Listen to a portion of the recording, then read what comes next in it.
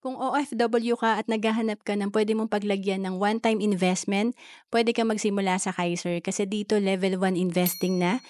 Meron ka na ditong investment, healthcare na magagamit mo rin sa retirement mo, long term din kasi ito, and of course yung life insurance or protection. And ang maganda rito dahil OFW ka, pwede ka na magsimula nito at pwede ka mag-apply online. And mag-sample tayo dito yung Plan K100 sa Kaiser. Ito yung one-time investment mo nasa 369,200 lang.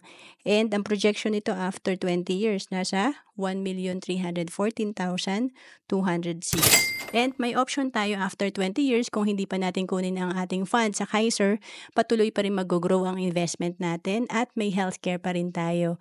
And ang projection nito after 25 years nasa 2.1 million. After 30 years, nasa 3.4 million. Kaya maganda kumuha tayo ng Kaiser habang tayo ay bata pa para mas mahaba yung time na magko-compound pa ang ating investment. To know more about Kaiser, message mo lang ako sa FB, Roanne Celis Capistrano.